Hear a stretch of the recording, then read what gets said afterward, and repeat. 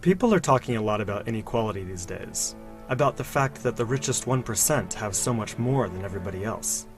But most of the focus seems to be on the United States, and it strikes me that the same story needs to be told about global inequality too. So I did some research, and this is what I found from reliable sources like the UN. It turns out that while the US is totally out of whack, things are actually way worse for the planet as a whole. Let's start with this graph. A perfectly even distribution of wealth among all living people, with everyone divided into 5 equal groups. Now, let's show how much each group actually has. Shocking, right?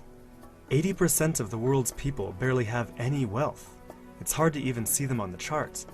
Meanwhile, the richest 2%, they have more wealth than half of the rest of the world.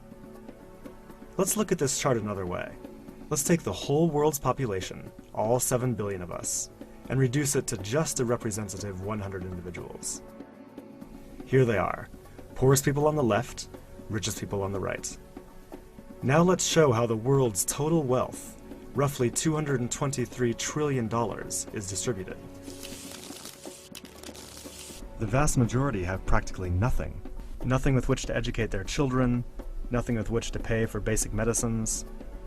While the richest 1%, they've accumulated 43% of our world's wealth.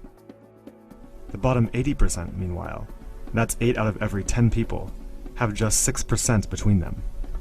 But even this doesn't really show how extreme things have become. The richest 300 people on Earth have the same wealth as the poorest 3 billion. So the number of people it takes to fill a mid-sized commercial aircraft have more wealth than the populations of India, China, the US, and Brazil combined. We can also see this difference geographically, with a huge and growing gap between a few rich places versus the majority of the world. For most of history, things were much more equal. 200 years ago, rich countries were only 3 times richer than poor countries. By the end of colonialism in the 1960s, they were 35 times richer. Today, they're about 80 times richer. Rich countries try to compensate for this by giving aid to poor countries, about $130 billion each year. That's a lot of money. So then why does the wealth gap keep getting bigger? One reason I found is that large corporations are taking more than $900 billion out of poor countries each year through a form of tax avoidance called trade mispricing. On top of this, each year poor countries are paying about $600 billion in debt service to rich countries, on loans that have already been paid off many times over. And then there's the money that poor countries lose from trade rules imposed by rich countries to get access to more resources and cheaper labor. Economists from the University of Massachusetts calculate that this costs poor countries about $500 billion a year. Altogether, that's more than $2 trillion that flows from some of the poorest parts of the world to the richest. Every year. Rich governments like to say they're helping poor countries develop. But who's developing who here?